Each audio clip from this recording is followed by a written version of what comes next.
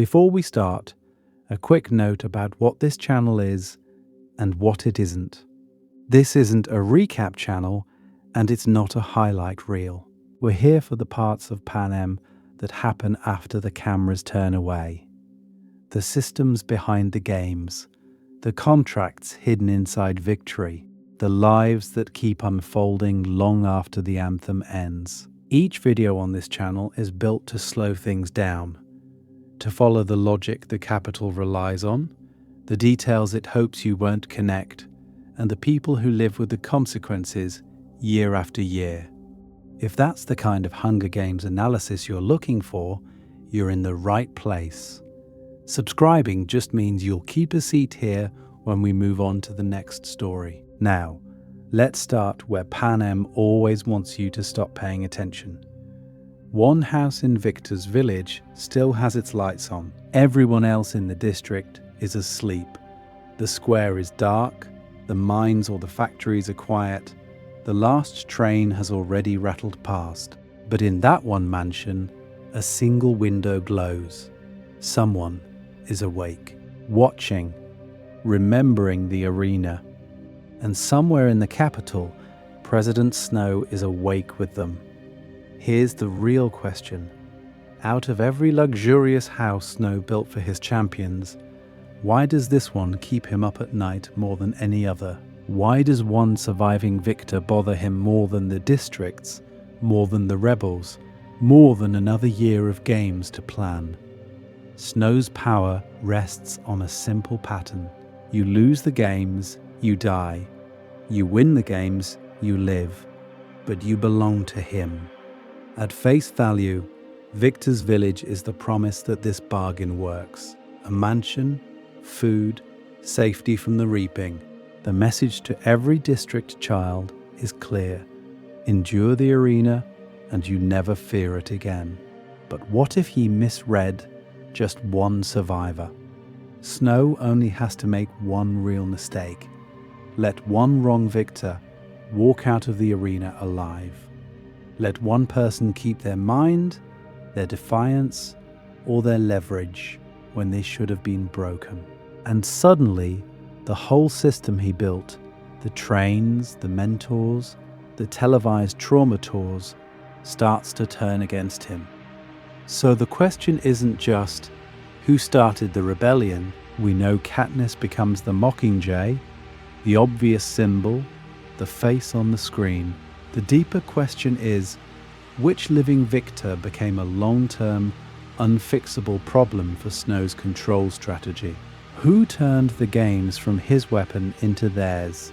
There is a lot to uncover here, because each candidate breaks his design in a different way.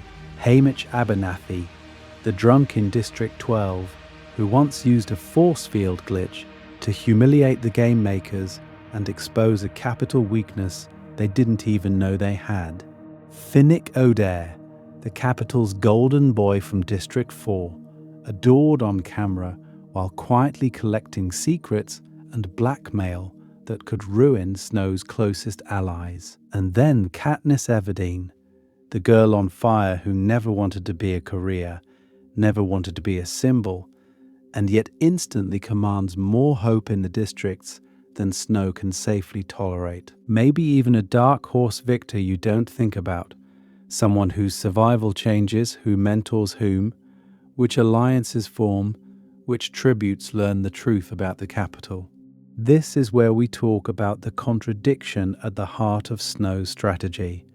The games are supposed to eliminate threats in public. The arena is the place where dangerous children die on schedule so adults never have to revolt. Yet his most dangerous enemy isn't a tribute who fell on the sand. It's someone who survived, moved into a house he paid for, and then learned how to use his rules against him. So which victor's window is Snow really watching? In the next section, we're going to cover how he evaluates each winner and why killing this one would have rewritten Panem's history. Why one living victor matters more than 100 dead tributes. Snow's problem is simple to state and terrifying to manage. You only need one victor to ruin everything. On screen, the brutality is loud and obvious. 24 in, 1 out. Blood on the sand, cannons, hovercraft. You think the story ends when the anthem plays and the crown touches a shaking head. But here's the real question. What happens to the story that walks off that train and doesn't die on cue? Because victors don't leave the games. They just change arenas. This is where we talk about the quieter, longer game Snow is playing. At face value, a victor is a success story. A district kid saved by the capital, rewarded with a mansion, food, and the promise that their family will never face the reaping again. That part matters because every child watching is meant to see a path out. Not out of the games, but through them. In practice, each victor becomes a multi-tool in Snow's system. Their propaganda, hauled on stage during the victory tour to thank the capital for its mercy. Their district symbols, paraded through their hometown so everyone can see what obedience and sacrifice supposedly earn. Their mentors, chained to the cycle, forced to train the next kids and reenact their own trauma in front of cameras. They're also escorts and capital celebrities, dressing up for talk shows, selling the fun of the games, and sometimes, accidentally, they turn into moral anchors. A drunk in District 12 who still sends home the occasional winner, a golden boy from District 4 who secretly pays families' debts, a girl on fire who makes starving miners believe the capital can bleed. So why doesn't Snow just kill the problematic ones? Why not disappear Haymitch after he exposes a force field glitch? Why keep Finnick around when he's clearly collecting secrets? Why elevate Katniss with wealth and status when she keeps refusing to play the romance exactly the way he wants? There is a lot to uncover here, but the first reason is visibility. The games need continuity. If victors start vanishing, the relationship between risk and reward collapses. You can't sell hope if the prize keeps mysteriously dying. Second, Snow needs them on camera. A living victor can be trotted out to endorse the narrative of order. A dead one can only become a martyr. For Snow, victory is framed as an ending for the tribute, but behind closed doors, it's the beginning of a decades-long management problem. Every living victor is a potential symbol he has to keep on script. That means surveillance, threats, strategic rewards, and when necessary, very personal visits. And here's the real question he keeps asking. Which victor might flip the script entirely? Which one could turn loyal showpiece into systemic glitch? The one he regrets sparing is the one who quietly figures out that being adored, or pitied, or feared by the capital can be weaponized. In the next section, we're going to cover how he misread that person, and how one survivor learned to turn Snow's own games against him. Our lens tonight, reading the games through Snow's regrets. So when we say Snow misread one victor and let the wrong person walk out of the arena, we're not just being dramatic.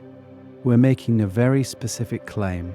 The victor Snow most regrets letting live is the one who best exposed the limits of his control over the arena, over the capital, and over the story the games are supposed to tell. At face value, you could turn this into a personality contest. Who's the bravest? Who's the most heroic? Who made you cry the hardest? But here's the real question. If you're Snow, sitting in that rose garden, which victor is the biggest long-term liability? Strategically, symbolically, personally. The one who keeps you up at night isn't necessarily the one with the best aim. It's the one who makes your whole system look negotiable, So in this section, this is where we talk about angle. We're not ranking fan favorites. We're reverse engineering Snow's fears. We're going to cover 3 lenses for every candidate. First, how do they threaten his image, that carefully curated relationship between benevolent host and merciful tyrant? Second, how do they interfere with his machinery, the games, the propaganda cycles, the peacekeepers, the Victor's Village network? And third, how hard are they to quietly remove once they've won?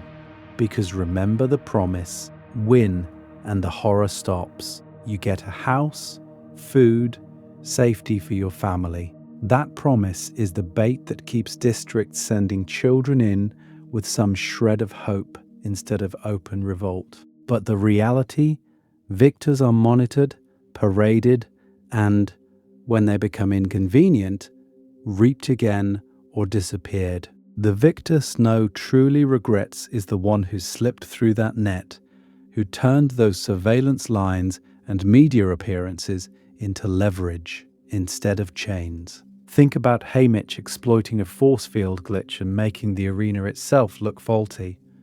Think about Finnick turning capital obsession into a shield, hoarding secrets that could burn Snow's entire social circle. Think about Katniss, whose symbolic power outpaced the messaging before Snow could script her. Each of them pokes a different hole in the illusion that the capital is all-seeing and all-powerful. The question is, whose existence does the most damage over time? There is a lot to uncover here because Snow's calculus isn't static. Early on, he can afford to kill problematic victors or bury their stories. Later, the same move might turn a troubled mentor into a martyr. That part matters because the regretful victor isn't just dangerous once. They become more dangerous every year they survive, every tour they take, every whisper they collect in capital bedrooms. By the end of this breakdown, we'll trace how one specific victor accumulates so much symbolic and practical leverage that killing them becomes riskier than keeping them alive. And that's when you know Snow has truly lost control. When the games end, but his real problem is still breathing. In the next section, we'll start putting names to this pattern and measure each major victor against Snow's worst-case scenario. Tonight's game plan, from bloodbath to blackmail. So let's map out tonight's game plan, because there is a lot to uncover here, and I want you to see the whole board before we move any pieces. First, we're going to cover Snow's general strategy for handling victors once the camera's cut. Not the glossy version the Capital sells you, but the quiet system he uses to sort every winner into 3 piles. Useful symbol, controllable liability, or future problem. Why does one victor get paraded on talk shows while another is quietly drowned in alcohol and isolation? Why does a district hero become a capital escort, a mentor, or a warning? This is where we talk about Snow as a talent scout for obedience, always measuring who can sell the games and who might one day sell him out. Then we start naming names. We'll break down Haymitch, Finnick, and Katniss as 3 different answers to the same question: what happens when the wrong person survives? Haymitch exposes a force field glitch, humiliating the game makers and teaching Snow that a drunk from District 12 can outplay his entire arena. Finnick turns capital obsession into a weapon, collecting secrets on presidents and patrons while pretending to be harmless fan service. Katniss becomes something even worse for Snow, a victor whose story the Capital can't fully script. At face value, they all look manageable. On a second pass, they're 3 different kinds of political nightmare. After that, we zoom in. One of these victors doesn't just irritate Snow, they quietly accumulate leverage over him step by step. We're going to reconstruct that process the way you'd replay a game's highlight reel. Who do they befriend on the train? Which alliances survive the arena and turn into real-world networks? Where do they pick up secrets? About Snow's poison, about the prostitution rings, about rigged quells that turn the relationship upside down so the predator suddenly has to worry about the prey. Here's the real question. When does killing that victor stop being a solution and start being a confession? Then we'll pull back to the meta level. The books and the movies don't frame the most dangerous victor in exactly the same way. And that part matters because adaptation choices quietly steer your sympathy. Why does the film downplay Haymitch's force field trick? Why does Finnick's blackmail come through more in dialogue than in actual scenes? Why does Katniss's inner monologue vanish, forcing us to read her through body language instead of strategy? This is where we talk about how those choices shift which victor feels most threatening, and which one you'd bet Snow actually regrets. Finally, we'll run a speculative endgame. If Snow had killed this one victor early, on the train in a rigged accident, in a suspiciously timed overdose, how different does the rebellion look? Does District 13 ever get their Mockingjay? Does the Capitol ever face its own secrets on live television? Or does Snow's philosophy of fear stay intact because the one crack of unexpected hope never forms? We'll close by tying that back to the franchise's core theme, how one misread victor doesn't just survive the games, but breaks the rules of the entire system. Welcome back to the village. Why we obsess over victors. So if one misread victor can bend the games out of shape, this is where we talk about why we keep coming back to these people in the first place. Welcome back to Victor's Village, the corner of YouTube where we treat Panem like a real political system with budgets, committees, and very nervous interns, not just a YA backdrop with cool dresses. Around here, we don't just ask what happened, we ask why Snow signed off on it, who briefed him, and what the follow-up memo in the Capitol looked like.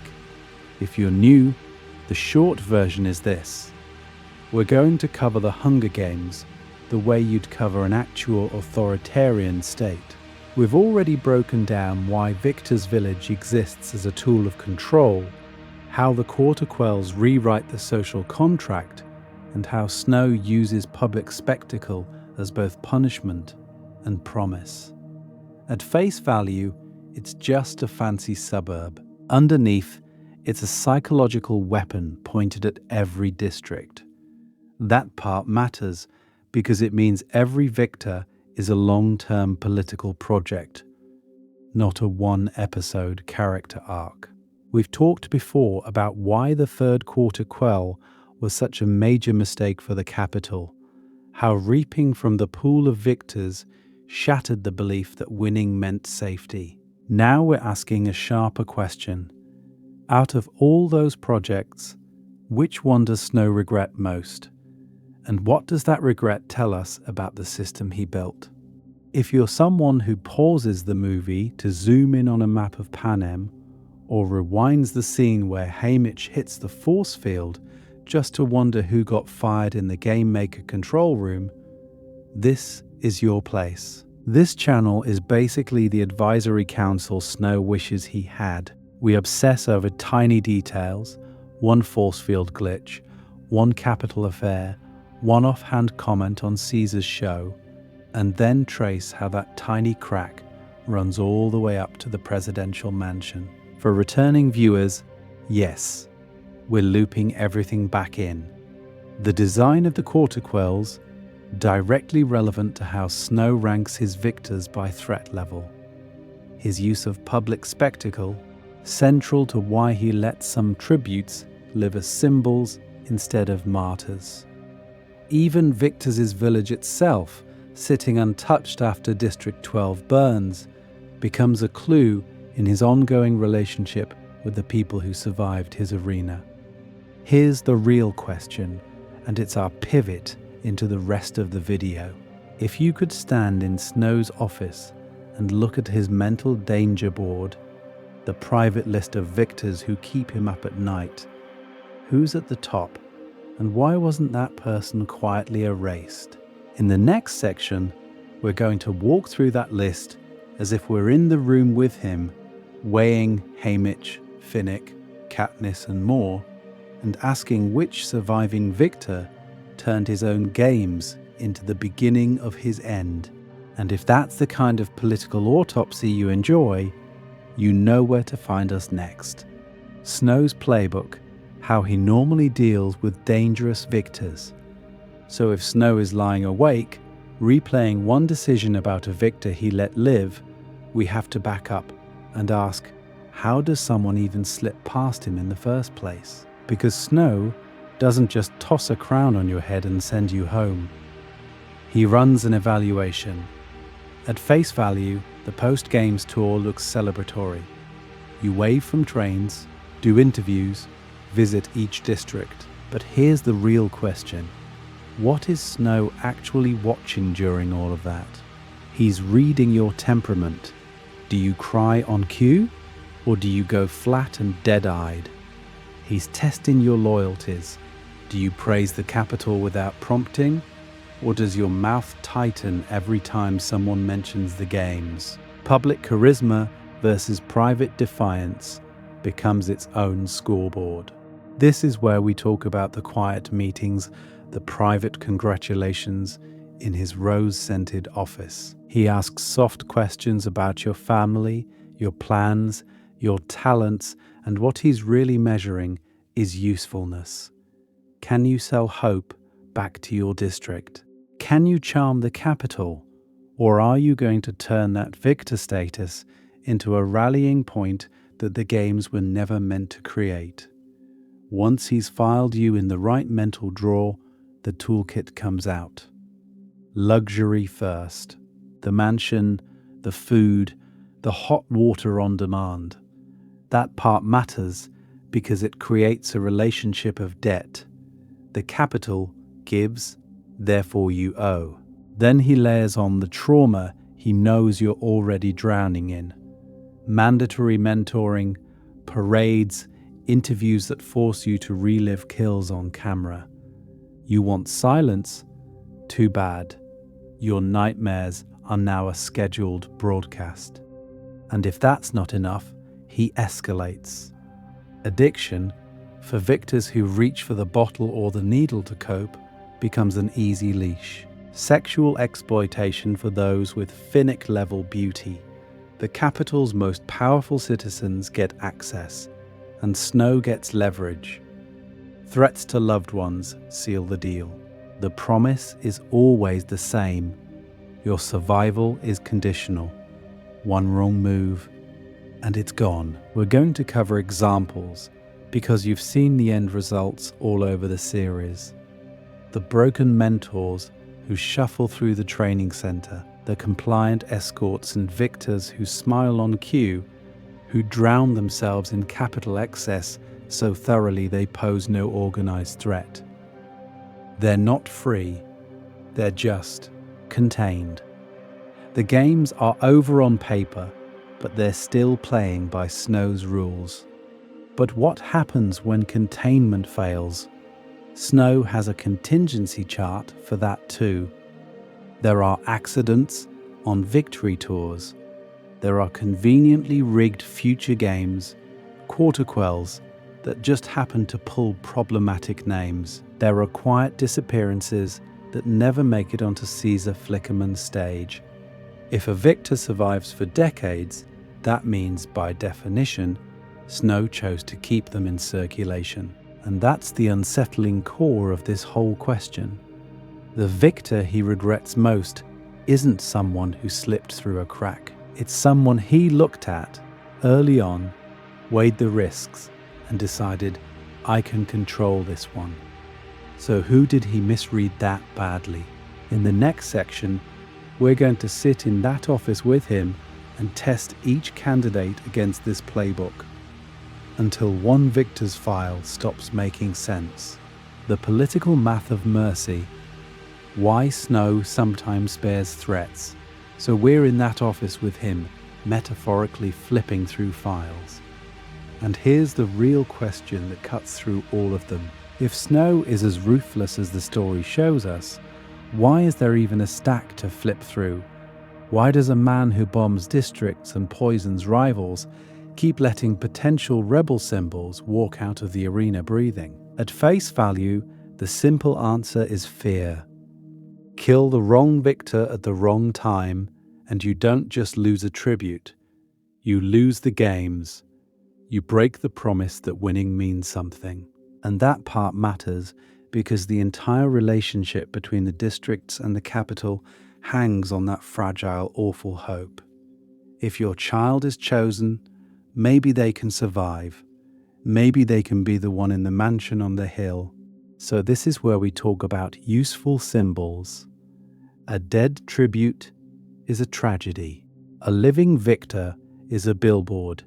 Snow understands that a carefully managed winner can sell the narrative that the games are fair, that the capital rewards talent, that the system, horrific as it is, has rules you can play by.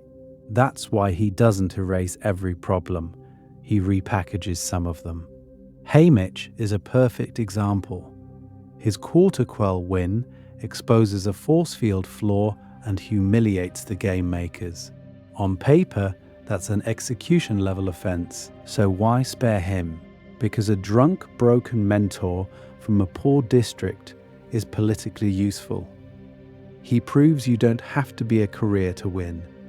He keeps the dream alive in places that would otherwise give up entirely. Snow bets that the trauma, the guilt, and the bottle will keep Haymitch pointed inward, not outward.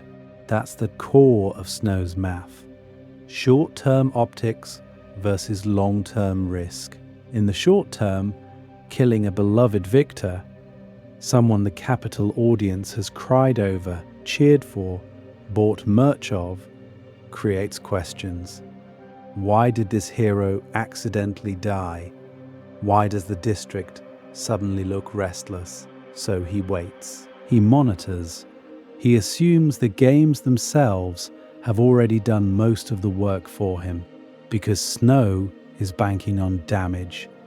He expects victors to be too haunted, too dependent on capital medicine money and attention to ever organize. He turns them into mentors, escorts, performers, addicts. He gives them Victor's Village and then quietly locks every door with obligation. You think you're free, but every privilege is a leash. And there is a lot to uncover here, because this strategy works for decades. Most victors do break. They self-destruct, or they fold into the capital's story. The risk becomes background noise, which sets up the tragedy of his miscalculation. Eventually, he meets a victor whose usefulness as a symbol is off the charts. Someone who sells hope so effectively that even the capital can't look away. Snow decides they're too valuable to kill, too central to the games' promise to quietly remove. He thinks he can aim that symbol where he wants. He's wrong. In the next section, we're going to cover how that one perfect symbol stops being his asset and starts becoming his saboteur. Candidate number 1 to Haymitch Abernathy, the victor who broke the arena. And if that perfect symbol is Snow's shiny present tense problem, Haymitch Abernathy is the old wound that never healed. You look at him passed out in his Victor's Village kitchen and it's easy to miss it. Haymitch is the victor who broke the arena. This is where we talk about the 50th Hunger Games, the second quarter quell, double the tributes, twice the blood. On paper, it's the capital turning the cruelty dial up to 11 to remind the districts who's in charge. But at face value, the way it ends is a disaster for Snow. A 17-year-old from a coal district uses the arena's own force field as a weapon. baiting his final opponent into throwing an axe that rebounds and kills her instead. The arena doesn't kill her. The Capitol's tech doesn't save her. Haymitch figures out the system and flips it. Here's the real question. What does it mean when a boy from District 12 can hack the games with nothing but observation and desperation? The entire promise of the arena is omnipotence. The game makers control the weather, the mutts, the food, the timing of your death. You're supposed to feel that there is no angle, no loophole, no way out. Haymitch proves there is a crack. And that part matters because once a crack exists, other people can widen it. From Snow's perspective, this is uniquely humiliating. The quarterquells are his prestige projects, the ones engraved on fancy envelopes and sold to the Capitol as historic events. Instead, the headline becomes, "District Nobody Outsmarts the Arena." So what do you do with that victor? Kill him quietly on the train home and pretend it was an accident? Or let him live and hope his trauma turns him into his own cage? Snow's immediate options are all bad. If Haymitch dies right after the games, every district asks the same question you're asking. Why punish the boy who played by the rules and still won? It signals that cleverness is a crime, that the Capitol's promise of survival for the victor is a lie. That risks undercutting the entire relationship between the games and hope. But if he lives, Snow has to keep him under constant surveillance, drown him in alcohol, and turn him into a walking cautionary tale. See what winning does to you. And yet, letting him live is exactly what enables the next catastrophe. Because Haymitch remembers how arenas work. He understands force fields, patterns, the psychology of game makers. Decades later, when he mentors Katniss and Peter, he doesn't just teach them how to stay alive. He teaches them how to read the arena as a machine built by fallible humans. He recognizes the quarterquell clock, spots the weak points, and becomes a key node in the rebel conspiracy that literally breaks the games apart. So is Haymitch already Snow's first big regret?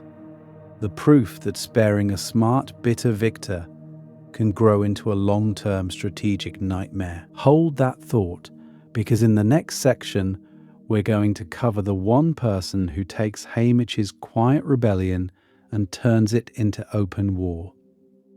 Haymitch versus Snow, broken drunk or long game threat. Haymitch Abernathy is what happens when a victor wins so hard he looks lost. You meet him in District 12's Victor's Village, and it feels obvious. The mansion, the bottles, the vomit.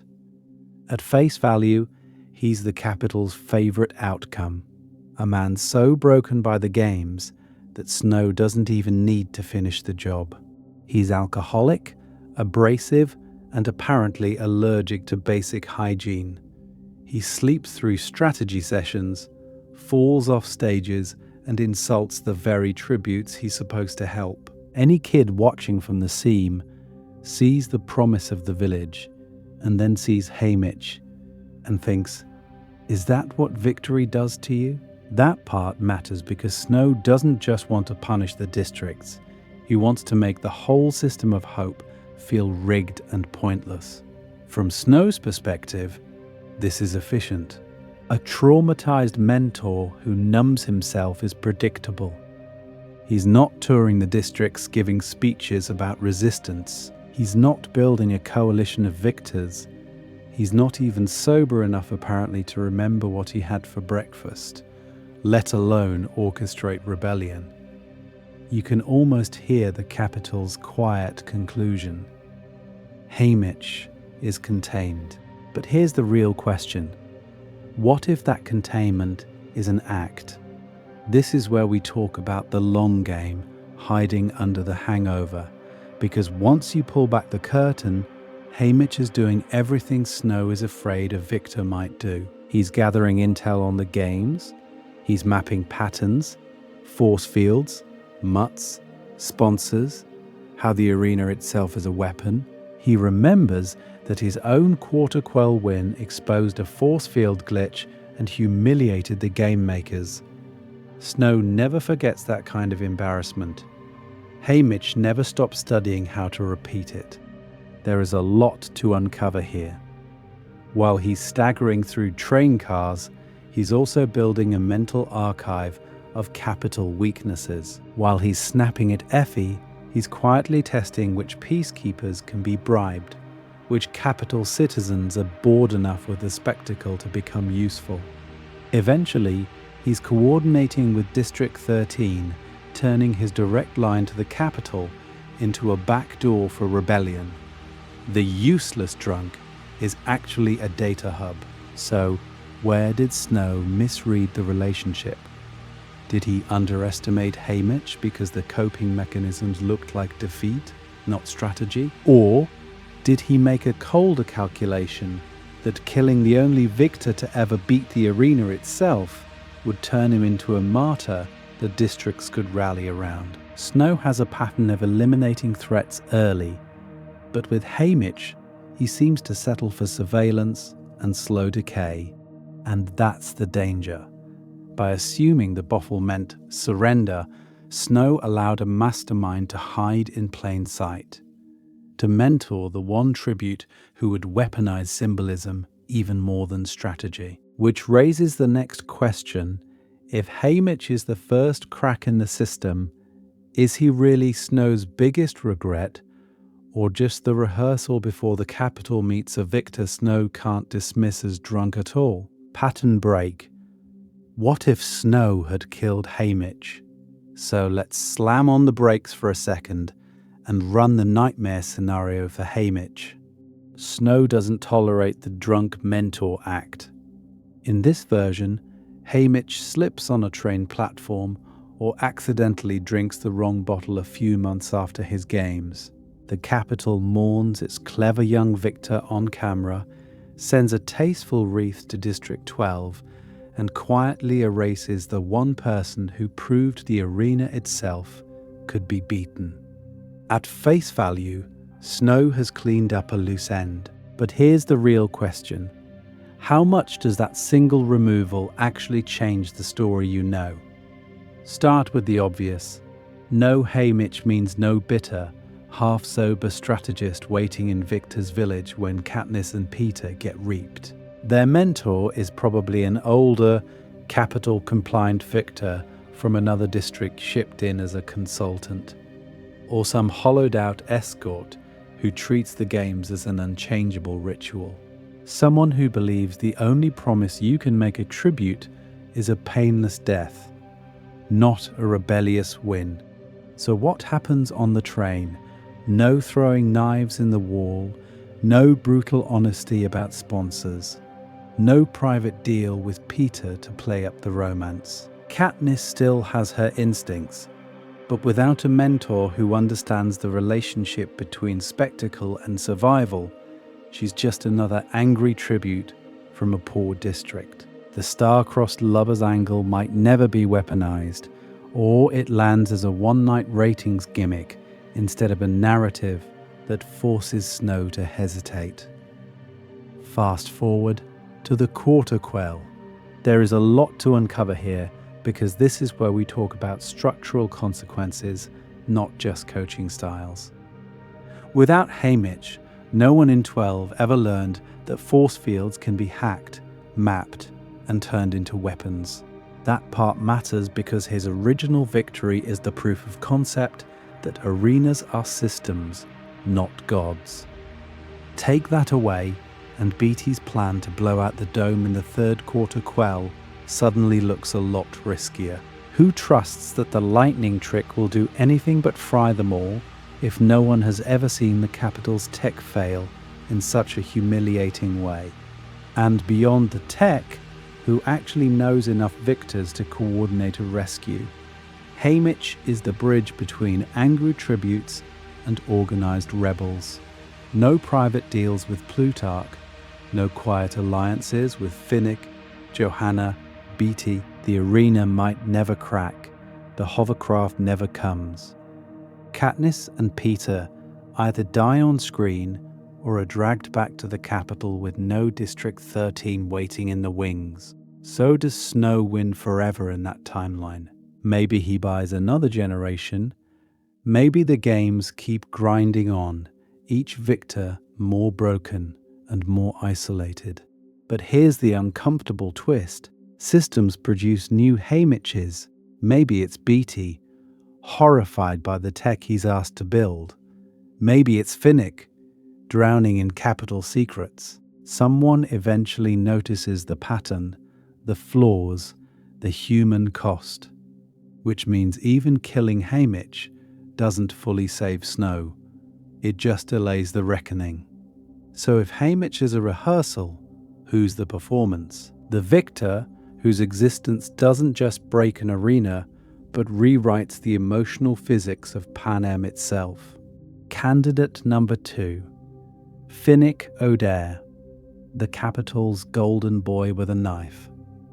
So if Haymitch is the rehearsal, Finnick is the headliner.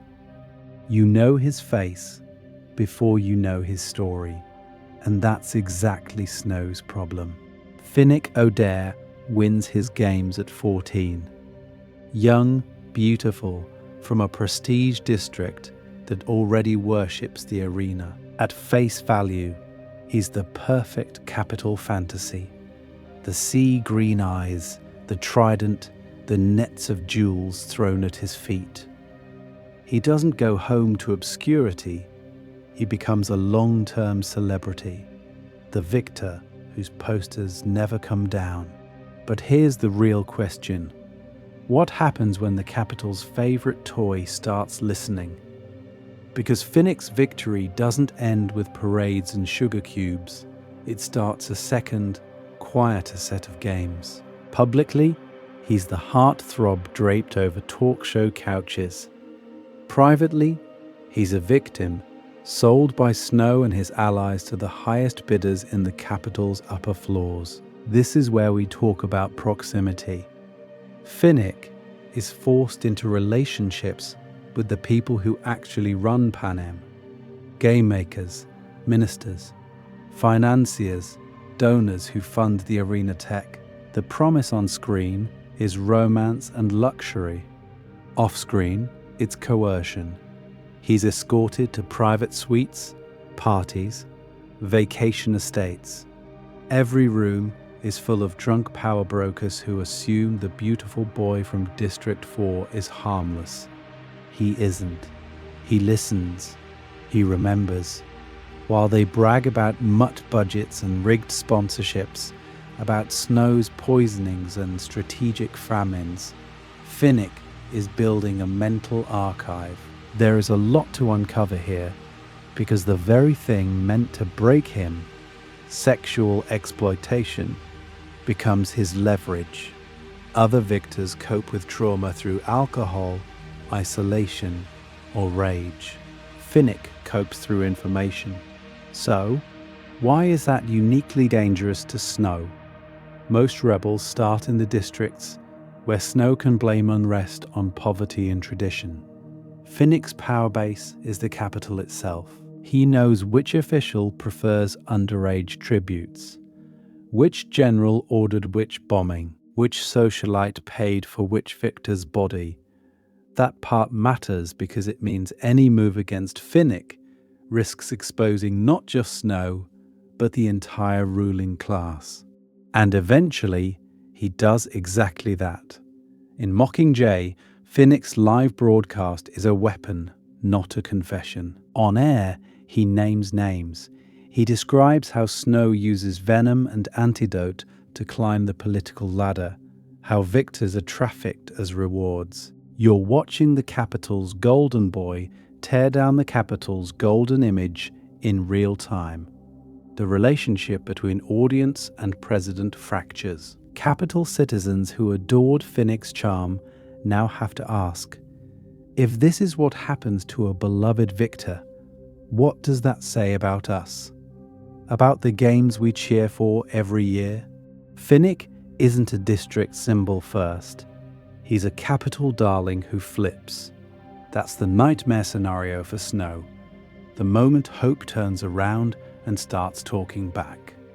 But is Finnick the one Snow regrets most? Or is there a victor whose existence doesn't just expose secrets, but rewires what the word victor even means?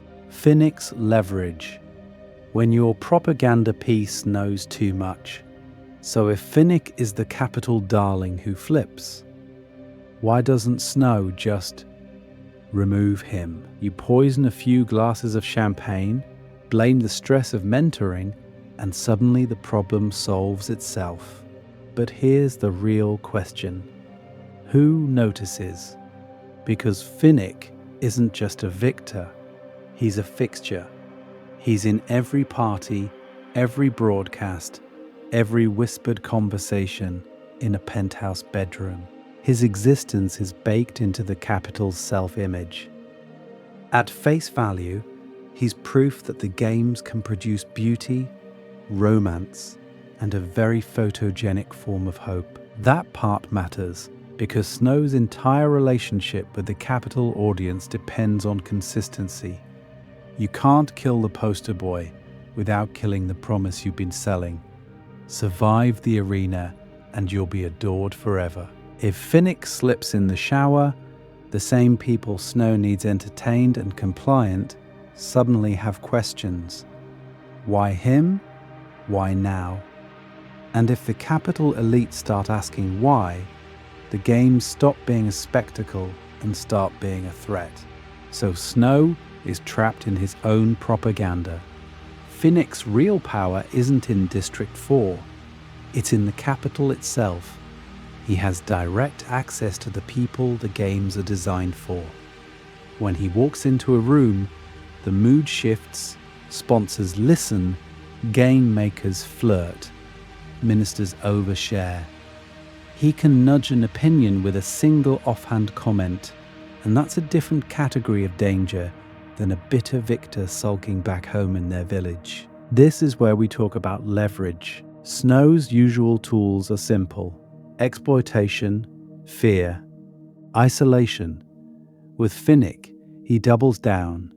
He keeps selling Finnick's body to the capital elite, turns him into escort and confessor. He threatens Annie, the one person who can still pull Finnick back from total numbness. He buries him in capital obligations, interviews, parties, mentoring, so there's no quiet moment to organize, no time to sit alone in a victor's village kitchen and follow his thoughts to their logical treasonous conclusion. There is a lot to uncover here, because every attempt at control just makes Finnick more dangerous. The more he's used, the more rooms he enters. The more rooms he enters, the more secrets he hears. Affairs, embezzlement, war crimes dressed up as policy decisions. Suddenly, any accident around Finnick doesn't read as tragedy, it reads as cleanup. And in a social circle built entirely on gossip, that implication spreads faster than any official announcement. So Snow can't kill him, but he also can't let him speak. That tension is the crack in the system. By the time Finnick stands in front of a camera and starts listing names and sins, he's weaponizing the capital's own gossip network against Snow's myth of benevolent, orderly power. Which leaves us with one last question. Is Finnick the ultimate regret, or is there another victor whose survival forces Snow into an even more impossible corner? Pattern break. The broadcast that Snow couldn't edit. So let's drop into the moment Snow can't mute. Finnick O'Dare sits in front of a camera. No trident, no net, no glittering capital crowd. Just a microphone, a plain backdrop, and a face the capital thinks it knows. At face value, you're expecting another rebel speech about justice and freedom, the usual anti-capital broadcast the games have accidentally inspired. That's not what you get. Finnick starts calmly, too calmly. He says Snow's name the way he once said sponsors' names on live TV. Except now he isn't flirting, he's indicting. He lists dates, parties. He recites the names of powerful capital citizens the audience recognizes from gossip segments and fashion coverage, and then he pairs those names with the word bought. Bought with victors' bodies, bought with his body. This is where we talk about precision. Finnick doesn't rant about the system in abstract terms. He drags it into the most intimate spaces. Bedrooms, contracts, poison-scented roses. He describes how Snow uses beauty and youth and the promise of safety as bargaining chips. How every gift to a victor from a wealthy patron comes with a hidden cost. There is a lot to uncover here, but Finnick's genius is that he doesn't sound hysterical. He sounds bored of telling the truth. Why is that so devastating? Because Snow's power has always been impersonal, on purpose. Publicly, he is the distant president, the white rose, the soft-spoken man on Caesar Flickerman's couch. The cruelty belongs to the capital or to the games, never to his actual hands. Finnick flips that relationship in seconds. Suddenly, the regime's rot is located in Snow's habits, his breath, his parties, his private deals for favors from desperate young victors. Here's the real question. What happens when the capital's favorite golden boy says, on air, that he was never a prize, only a product?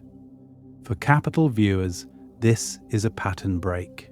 The charming victor they adored at 17 is now calmly accusing their president of running a sex trafficking ring out of the Victory Tour circuit. You can't just file that under rebel exaggeration when you've watched Finnick laugh on your screens for a decade.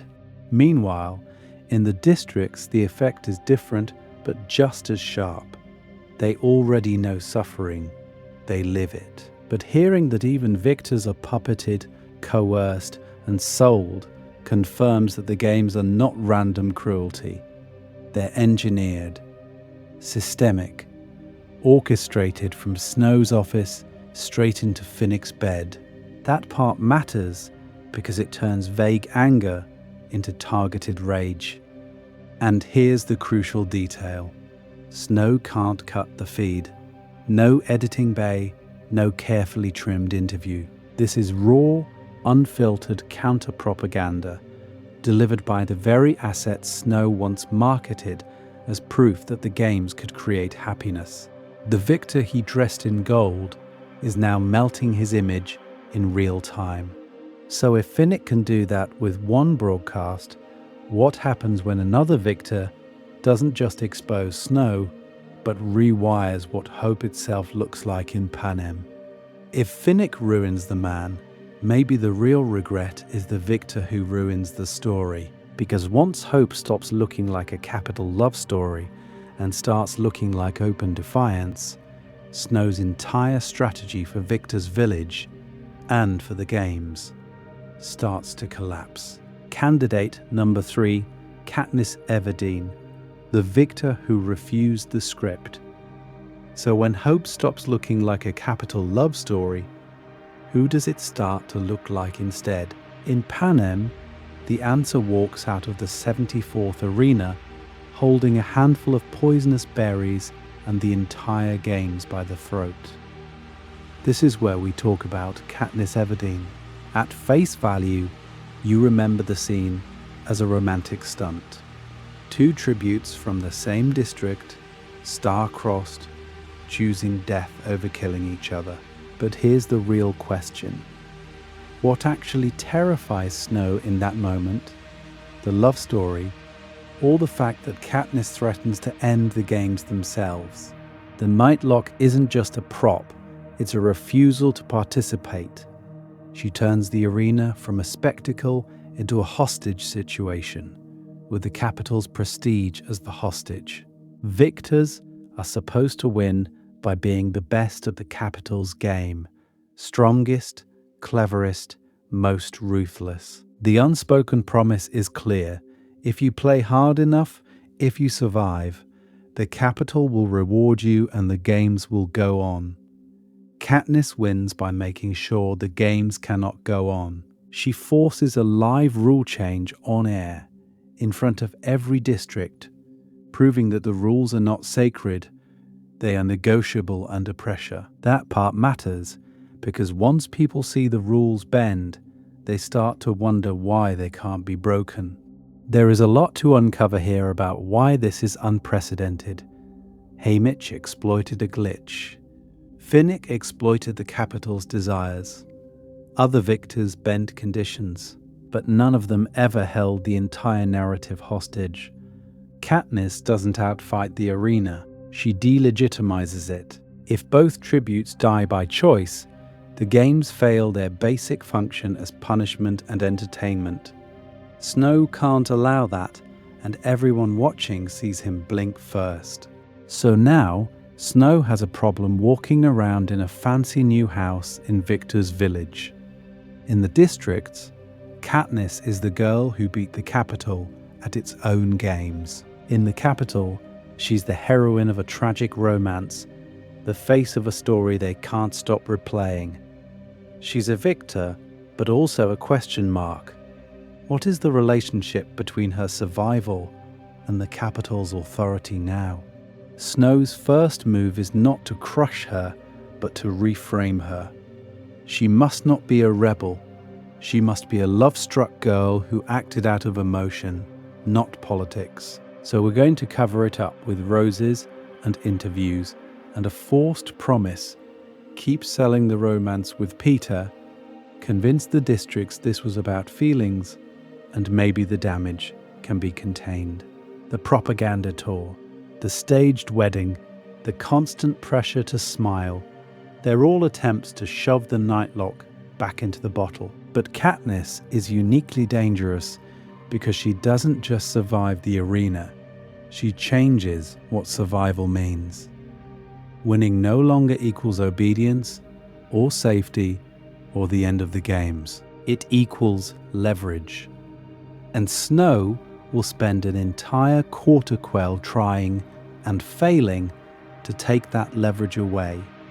So if the 74th Games created a victor who broke the script, what happens when the 75th is designed as a reset button on her existence? Snow versus the girl on fire when fear of a symbol overrides logic.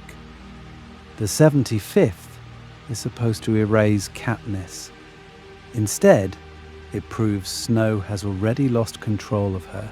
This is where we talk about that living room in Victor's village. No arena, no mutts, just Katniss, a fire in the stove, and President Snow sitting in her dead neighbor's armchair. At face value, it's a polite visit, freshly pressed suit, measured voice, compliments about her home. But here's the real question. Why does a dictator personally travel to a coal district to talk to a teenage victor? Because something went wrong in the 74th Games that he cannot delegate. Snow doesn't threaten her with soldiers or whips. He threatens her with Prim, with Gale, with District 12 itself. He shows her the uprisings on screen and calmly explains that her berries weren't romance. They were rebellion. His demand is simple and chilling. Convince the districts it was all an accident. Turn the Mockingjay back into a love-struck girl on fire. That part matters because it tells you exactly what he's afraid of. He's not worried Katniss will storm the Capitol with a bow. He has peacekeepers and hovercraft for that. He's terrified that people in every district are projecting their own hope onto her. She's become a relationship between story and survival that he doesn't control anymore. The question isn't, can she fight? It's what happens when everyone believes she proves the games can be beaten. So Snow tries to domesticate the symbol. We're going to cover his escalation because there is a lot to uncover here. First move, the victory tour. He sends her back through the districts as a walking apology, rehearsed speeches about unity, a public promise that the games still work. Then he leans harder into the love story, engagement, wedding dress. He turns Katniss into capital bridal content, hoping lace and jewels will smother the spark. But every stage he puts her on just confirms she matters. When Seneca Crane dies for letting her live, the subtext is clear. Next time, there won't be a mistake. So Snow folds her execution into the rules themselves. The third quarter quell randomly reaps from existing victors. On paper, it's tradition. In practice, it's a hit list with one name circled in red. Why kill a symbol in the shadows when you can turn her death into a televised warning? Here's the irony. The more he frames, scripts, and weaponizes Katniss's image, the more mythical she becomes. The dress that should have sold a capital wedding becomes a spinning mockingjay. The arena that should have silenced her turns into a lightning rod, literally blowing the sky open. By the time Snow realizes Katniss cannot be contained as a victor, only as an idea, it's already too late. Every desperate move he makes is a record of his regret. But was Katniss really the first time this happened to him? Or just the one he couldn't bury? The quarter quell trap, Snow's most desperate do-over. So when we hit the third quarter quell, you're not just watching another anniversary gimmick, you're watching Snow hit the panic button on history. At face value, the twist sounds ceremonial. On the 75th anniversary, the tributes will be reaped from the existing pool of victors. It's framed as tradition, a long ago written rule pulled from a sealed envelope, the Capitol pretending this was always going to happen. But here's the real question. Why victors? Why now? Why take the one group the games promised safety to and throw them back in? Publicly, the reason is punishment. The districts are reminded that even their heroes can be dragged back to the arena, that no amount of winning buys permanent mercy. It's Snow telling every district, you thought a victor meant hope. Think again. Privately, though, this is where we talk about Snow's regret. He needs a way to kill Katniss without admitting she's special, without confirming that one girl from District 12 has the Capitol scared. So he hides his personal vendetta inside a tradition. If the female tribute must be a victor and District 12 only has one female victor, then the rule itself becomes a weapon with her name carved into it. Snow can shrug and say, it's the games, it's the law, no targeted execution, no martyrdom, just another casualty of spectacle. That part matters because his whole relationship with Katniss is about avoiding open acknowledgement that she matters. But there is a lot to uncover here, because the same twist that corners Katniss also concentrates his enemies. Before the quell, dangerous victors are scattered. Haymitch brooding in District 12, Finnick adored in the Capitol, Johanna simmering in 7. Each one is a localized problem. By reaping only victors, Snow drags every volatile, traumatized, politically aware survivor into a single arena. He doesn't thin the herd. He hosts a convention. And in that convention, people start comparing notes. Haymitch knows how to break an arena. He already humiliated the Capitol once with the force field in his own quell. Plutarch Heavensby, the new head game maker, is secretly a rebel. Together, they take Snow's rules and flip them. We're going to cover the mechanics later, but the key is this.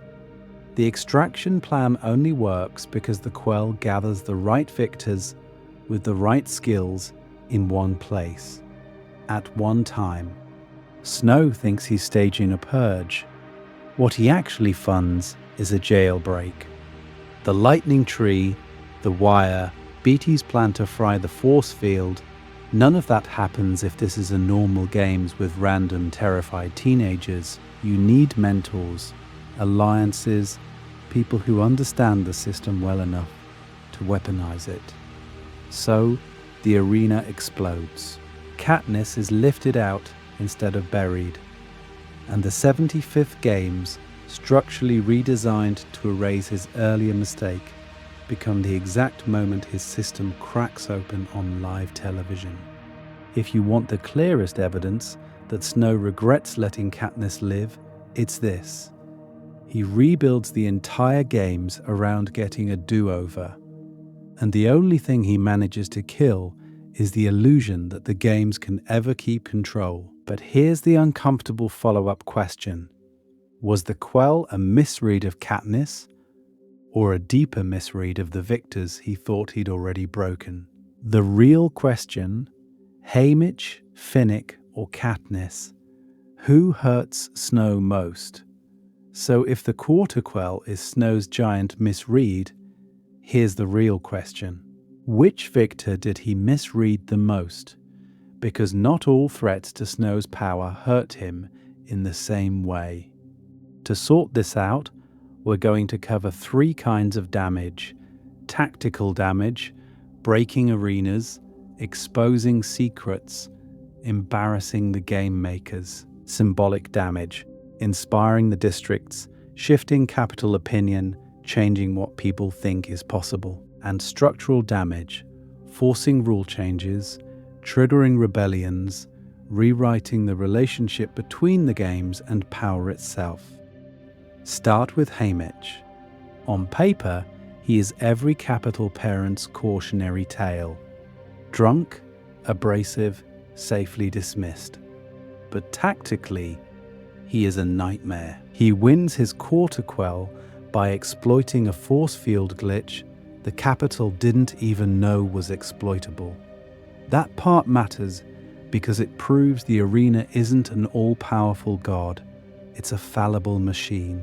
At face value, Snow lets him live because a broken victor from a poor district feels containable.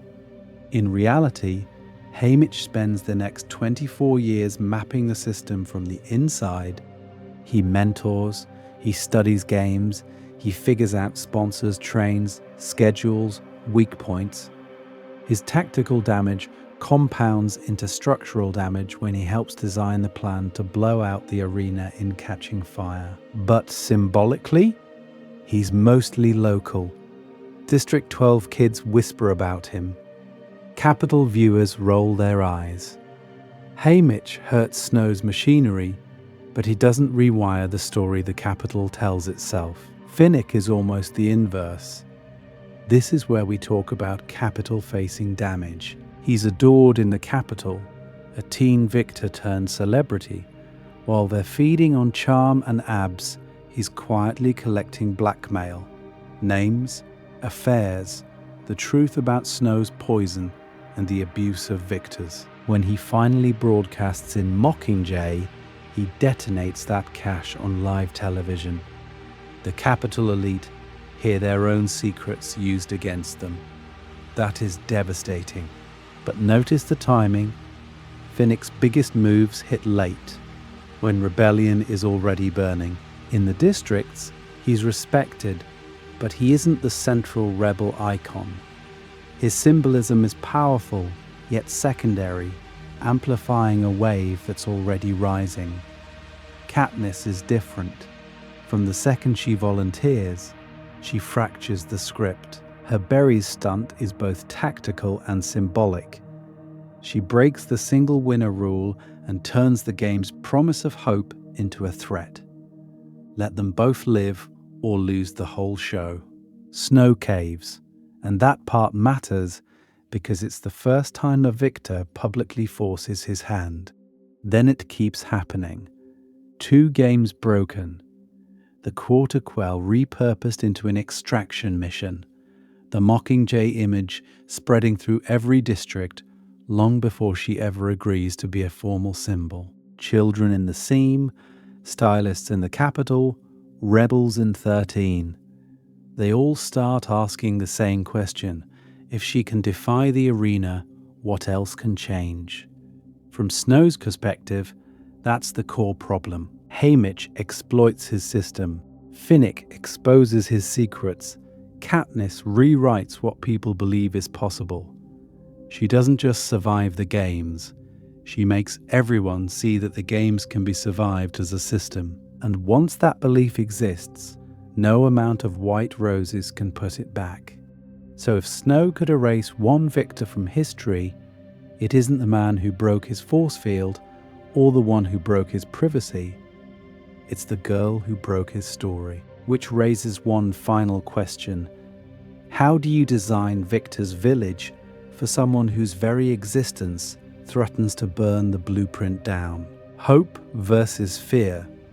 Why Katniss is Snow's ultimate miscalculation? You can't build a village for a story. You can't build a village for a contradiction. Snow's problem is that Katniss is both. She's the victor who's supposed to prove the games work, and the girl who proves his entire philosophy doesn't. And to see why, we have to go back to that quiet garden scene with Seneca Crane. Hope. It is the only thing stronger than fear. A little hope is effective. A lot of hope is dangerous. At face value, that sounds almost reasonable, right? You scare the districts with the games, then you soothe them with the promise that someone might win. One victor, one house, one family pulled out of the mud. That part matters because it tells you exactly what Snow thinks he's selling. Here's the real question. What does a little hope actually look like in Panem? It's not justice. It's not change. It's the fantasy that if your child trains hard enough, or if fate smiles, they can become the person in the big house on the hill. The games are engineered so every district has that one visible exception, and Victor's village is the showroom floor. You don't rebel against the system if you're still secretly auditioning for it. So the early victors play their role. Haymitch drinks, Finnick flirts, Gloss poses. Each one becomes a personalized advertisement for individual escape, not collective resistance. The relationship between fear and hope stays calibrated. Most people are terrified, a few are rewarded, and the rest keep buying the ticket. Then Katniss wins, and she does it wrong. She doesn't come home selling luxury. She comes home selling a story of mutual survival and shared defiance. The Nightlock berries aren't just a stunt. They're a public refusal to let the Capitol decide which of them dies. The three-finger salute in District 11 isn't just gratitude, it's a district answering back. We saw what you did, we can do it too. Suddenly, hope isn't about one person in a mansion, it's about everyone in the square. This is where we talk about Snow's miscalculation. He thinks he can shrink her back down to little hope by reframing her, make it a love story, make it a fashion show, turn her into the Dern on Fire whose biggest problem is which dress Cinna picks or which boy she chooses. But every attempt to depoliticize her just broadcasts her more widely as a symbol. The more the Capitol insists she's harmless, the more the districts notice how dangerous she actually is. We're going to cover the other victors Snow regrets in a second. But notice the difference here. Haymitch exposes a force field. Finnick hoards secrets. They threaten Snow's systems. Katniss threatens his premise. Her existence proves that sometimes a lot of hope doesn't collapse back into fear. It detonates it. So when he looks at her empty house after the bombing of District 12, what is he really seeing? Not just the victor he let live, but the proof that his favorite weapon has turned on him. And the worst part for Snow, she's not even trying to. Meta check. How books versus movies shape our sense of Snow's regrets. So here's the twist. We've been talking about Snow and his favorite weapon, but now we have to ask, which version of that weapon are you actually holding in your head? The book version or the movie version? Because here's the real question. Depending on which medium you know best, you don't just get a different panem, you get a different answer to who Snow most regrets letting live. Start with Haymitch. On screen, at face value, he's the drunk uncle of the games. Funny entrances, snarky mentoring, a tragic edge. Sure, but mostly he reads as unreliable comic relief, who occasionally drops vital strategy. In the books, there is a lot to uncover here. You watch him drink himself into oblivion, but you also sit with the detail of his quarter-quell win, his force field trick, and the years of retaliation that follow. The relationship between Haymitch and the Capitol is not just they hate each other. It's a long, petty war. That part matters because it makes him feel far more threatening to Snow. This is the victor who already humiliated the system once and lived. Now compare that to Finnick. Film Finnick walks in with the sugar cubes and the smirk. The movies lean hard into his charm first. His trauma and political savvy arrive later, in flashes. You absolutely see the pain, but it's compressed. In the books, we're going to cover that pain much earlier. You hear about the forced prostitution, the secrets he collects on Capitol elites, the way he weaponizes gossip. Suddenly, he's not just a tragic hero, he's a strategic operator who turns Capitol obsession into leverage. So which Finnick does Snow fear more? The dazzling champion on TV, or the quiet archivist of every sin in the presidential mansion? Then there's Katniss, and this is where we talk about framing. In the books, you are trapped in her first-person narration. You feel every moment she does not want to be a symbol, every time she misreads political cues, every time she insists she's just trying to keep her family alive. Snow's fear of her symbolism hits harder because you know how little she's chasing it. The gap between her intent and her impact becomes the whole point. The films shift that. We step outside her head into a looser third-person perspective. What do we see instead?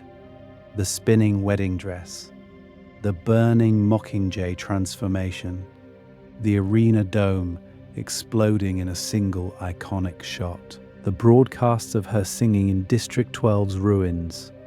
The movies visually center these moments so aggressively that Katniss's symbolic threat almost overwhelms everything else. You don't have to be inside her thoughts to understand why the districts see hope when she lifts a bow. So here's the pattern interrupt. On the page, you can make a strong argument that Snow's long-term problem is Haymitch's subversion or Finnick's information. But in the films, the camera keeps coming back to one image. Katniss as the living logo of the rebellion. The adaptation emphasis quietly nudges you toward a single, inescapable answer. All three victors are dangerous in canon. Haymitch breaks the games, Finnick breaks the Capitol's secrets, Katniss breaks the story.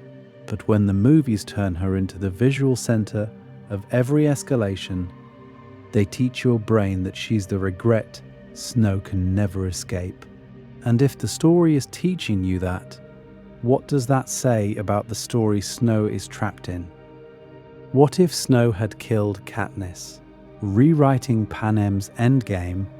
So if Snow is trapped in a story Katniss breaks, here's the real question. What happens to Panem's ending if he cuts her out of the script early? Imagine the rational solution he never quite takes. Katniss dies in the arena, the berries never leave the ground, or she's quietly removed in a post-games train accident. At face value, that feels harsher, but it's actually Snow playing to his strengths. He knows how to manage a corpse. The capital media machine can turn a dead girl into a cautionary tale. The foolish tribute who tried to game the games and paid the price. You don't get the girl on fire, you get the girl who flew too close to the sun. This is where we talk about District 12. No victory tour where you watch Katniss and Peter stand on stages that double as execution platforms. No two young victors living side by side in Victor's village, radiating that weird, uncomfortable relationship the district can't quite categorize as romance or rebellion. No local symbol to visit, to gossip about, to secretly root for when the capital cameras aren't pointed at you. Without Katniss, that hilltop suburb becomes what Snow always intended, a dead-end monument to one drunk mentor and a game that never really mattered to the capital. Haymitch is still dangerous, sure, but he's background radiation. There is a lot to uncover here, because that part matters. The scene kids don't grow up walking past the Everdeen house, reminding themselves that one of them beat the system. So what happens to the broader rebellion? District 13 is still underground. Coin is still planning. Plutarch is still watching. Haymitch still hates the capital, and Finnick still collects secrets the way other victors collect scars. The machinery is there. The reason it feels different is the missing face on the poster. Instead of a teenage hunter who volunteers for her sister, you get a middle-aged technocrat who talks in strategies and casualty projections. Would Panem still rise? Probably. You can't run child-killing games for 75 years and expect eternal stability. But without Katniss, the uprising doesn't cohere around a single song, a single dress, a single girl on a rooftop pointing an arrow at the sky. It looks colder, more bureaucratic, less people-driven and more operation-driven, with Coin's logic replacing Katniss's instinct. Snow might still face insurgency. What he probably doesn't face is myth. And that's the regret buried under all the blood and roses. By letting Katniss live, he loses control over the story of his own downfall. He doesn't just get overthrown, he gets narrated, turned into the villain in a legend that will outlive every surviving victor and every rebuilt district. We're going to cover how that legend is constructed next, but for Snow, the damage is already done. He created a game so powerful, it finally produced a story he couldn't rewrite. From one house in Victor's village to a burning capital, pulling it all together. So let's walk back up that hill for a second.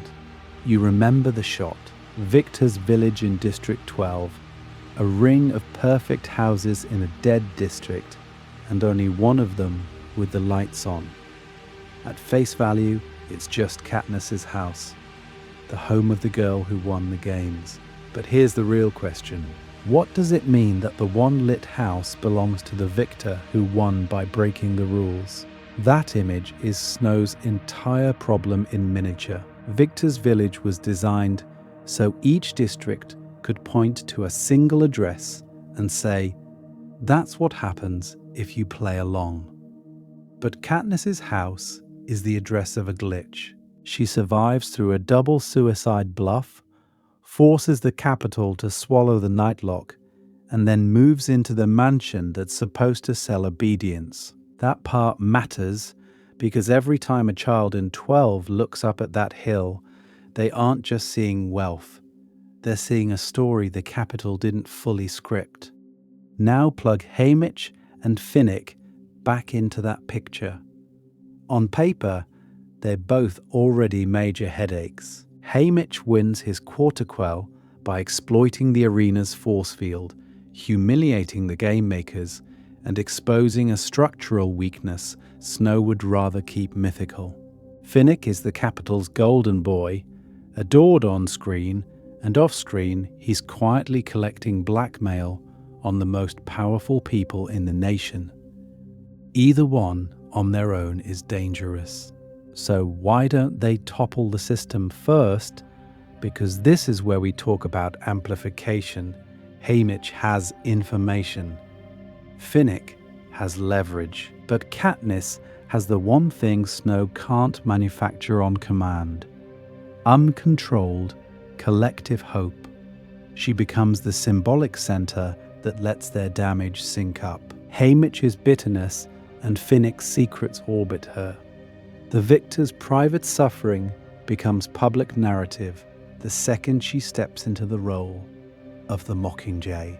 Snow's whole philosophy rests on the idea that you can ration hope the way you ration food. A little hope, carefully measured, to make the games aspirational without ever becoming revolutionary. Victor's village is the physical version of that promise.